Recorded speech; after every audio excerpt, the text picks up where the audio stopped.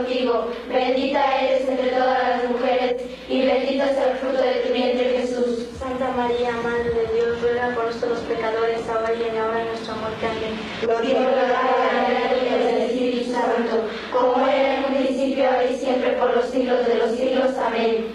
Tercer misterio glorioso, la venida del Espíritu Santo sobre los apóstoles.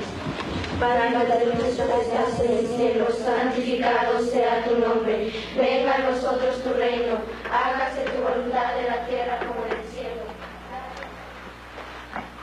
Hello, this is Father Al Schwartz. I have a special reason for sending you this video. Recently I sent out an appeal in which I described my illness and asked for contributions to my children's endowment fund. The response to this appeal was simply overwhelming. The financial response was far greater than my wildest expectations. The emotional and spiritual response was equally gratifying. I have received literally thousands of letters, and every day more are coming in. For me, this was a revelation, a personal discovery. I knew I had many generous benefactors and good supporters.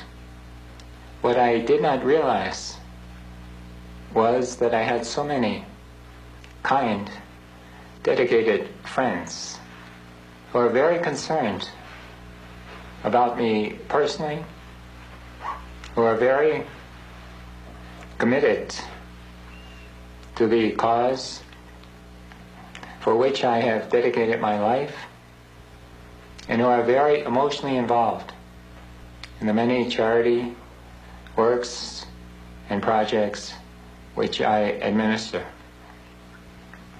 I send a little thank you note to each of you. However, this seemed inadequate.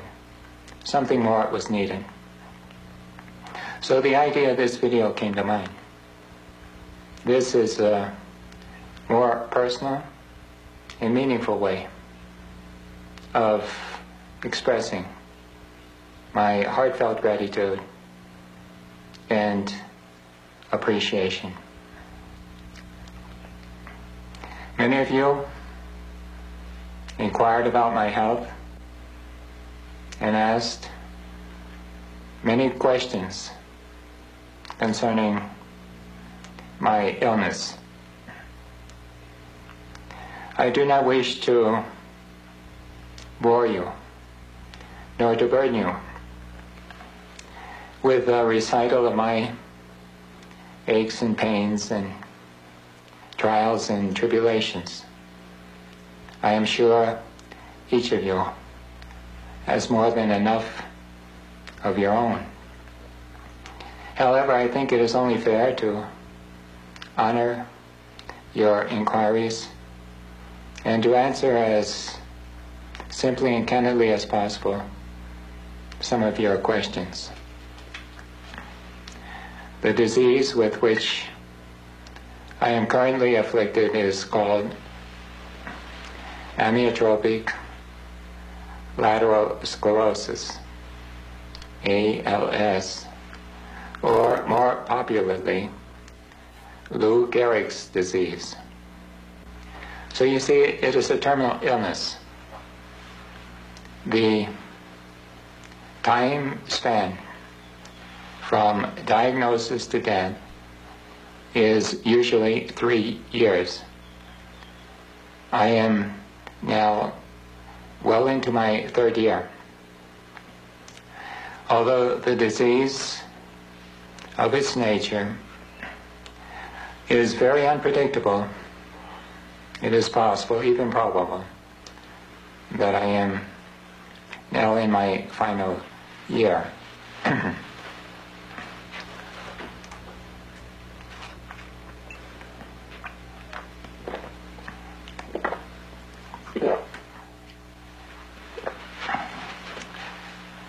The disease attacks the nerves in the spinal column.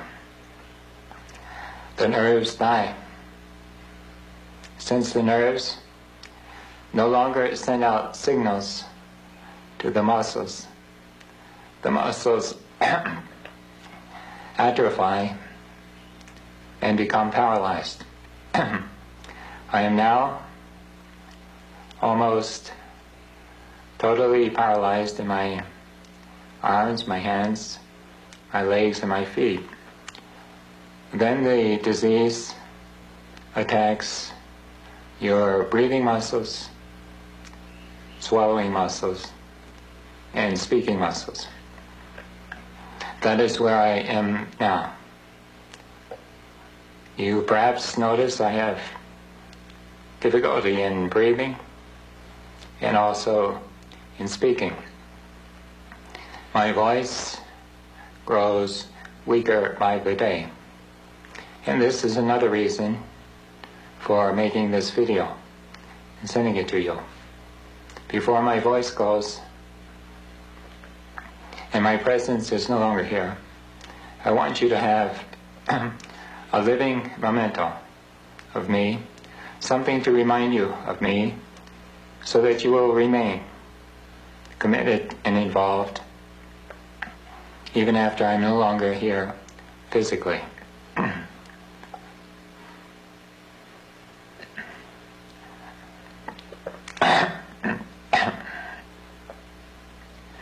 Believe it or not, I am making this video in Mexico City. Before contracting this illness, I did a feasibility study of setting up our Boys Town and Girls Town programs here in Mexico, and later, if the Lord so wills it, to other countries in Latin America. After contracting this disease, I went ahead with my plans and began here in Mexico. Mexico City is perhaps the largest city in the world with a population of 20 million people. The poverty here is staggering. It is estimated that 50% of the children do not complete elementary school, and of those who leave elementary school, another 50% do not go on to middle school. So there is a crying need for programs such as ours here in Mexico. We have just completed construction of our first Boys Town and Girls Town buildings. We have 900 boys and girls with us, children from the streets and slums of Mexico, children who are malnourished, out of school, and with no hope for the future. If we develop this program to its maximum, we will eventually be caring for and educating 6,000 to 8,000 needy, abandoned children here in Mexico. Although I'm now almost totally disabled, by the grace of God and with your support and encouragement, I continue to do more or less what I've always done. I continue to plan, to build, to oversee and supervise our programs. I continue to teach the children, to counsel the sisters, to organize. I go back and forth between Korea, the Philippines, and now Mexico. In Korea,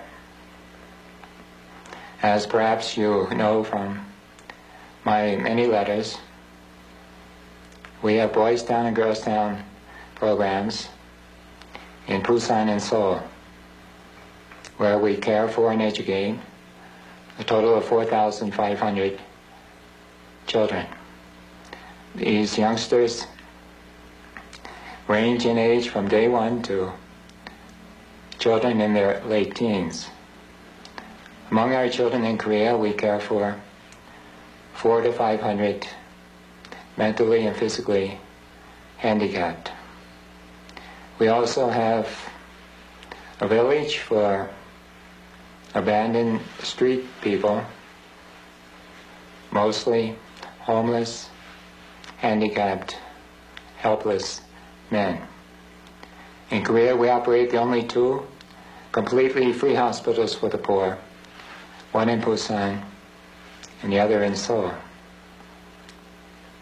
In the Philippines, we have set up Boys Town and Girls Town programs in the 2 major cities, namely Manila and Cebu.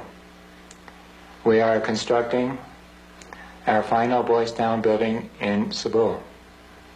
When the construction is completed and all our facilities in the Philippines are filled to capacity with needy, underprivileged, and abandoned children, we will be caring for and educating a total of 10,000 youngsters. Also in the Philippines, we have a medical service program for destitute tuberculosis patients. In our facilities, we care for 800 inpatients and over 2,000 outpatients. This is by far the largest program of its type for TB patients in the Philippines. I wish to encourage you better. I urge you, I plead with you to continue your financial support. I am known as something of an idealist, but I'm also very much a realist. I know that these programs begin with food on the table and money in the bank. Without your help, we can do nothing. I desperately need your continuing support to feed and educate my children and to meet my day-to-day expenses, which are truly enormous. I need your help to complete construction in Cebu and now here in Mexico. I need your help to set up a children's endowment fund which will secure these programs for the future when I am no longer here. Won't you please send in today, if possible, another generous gift of love, $5, $50, $500, even $1,000, whatever your heart tells you to give and your pocketbook can afford.